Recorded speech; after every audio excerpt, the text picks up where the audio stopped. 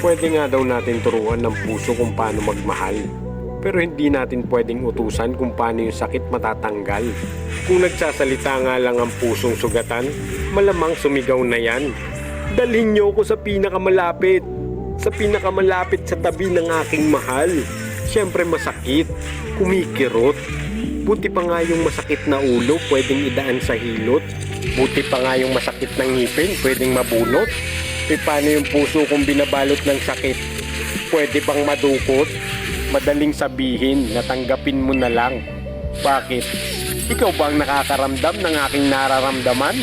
Nandun ka ba? Nung araw na pinaparamdam namin sa isa't isa ang aming pagmamahalan? Nandun ka ba? Nung araw na ang pangalan ko ay kanyang pinagsisigawan? Oo, kaya kong pakinggan yung payo ng mga taong nakapaligid sa akin. Pero hindi ko makalimutan yung taong ngayon ay malayo na sa akin. Isang magandang panaginip, nagising bigla sa dulo. Pagmamahalan na mainit, ngayon kasing lamig na ng yelo. Lumalaban ang aking isip, ngunit napakaduwag ng aking puso.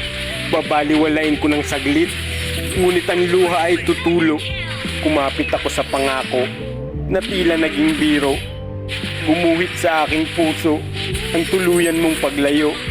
Sabi nila ang mga ganitong bagay ay pagsubok para lalo tayong tumibay. Ngunit ang sakit na aking nararamdaman ay tila dadalhin ko habang buhay. Makakatulong kaya yung salitang marami pang iba? Kung mas marami pang saya yung naramdaman mo sa piling niya, makakatulong ba ang pagpikit ng mata kung hanggang sa panaginip nakikita kita? Bakit nga ba pinipilit pa natin kahit hindi naman tayo yung pinipili? Dahil nga siguro sa pagbabaka sakali. Pagbabaka sakali na babalik pa siya at baka sakaling iparamdam niya ulit yung pagmamahal na gaya ng pinaramdam niya nung una.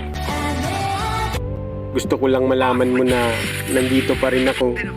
Nasaktan man ako, walang nagbago, pero di na ako mangungulit kagaya ng dati. Hindi na ako magagalit pag wala kang sinabi, pag wala kang reply sa mga mensahe kong istorbo lang sa'yo, sa panlilimos ng oras at paghingi ng atensyon na nagmumula sa'yo. Sana balang araw mamiss mo rin ako. Maalala mo yung mga bagay na pinagsamahan natin at maramdaman mong naging totoo ako sa'yo. Sa mga oras na yon, alam kong naging masaya ka rin sa akin. Masakit mang isipin yung mga pambabaliwala mo. Unti-unti ko pa rin bubuuhin yung sarili ko. Matagal lumabagal man yung proseso, handa ako maghintay kagaya ng paghihintay ko sa'yo. At kung talagang hindi na kayang ibalik yung dating tayo, pwede bang pakibalik na lang yung dating ako?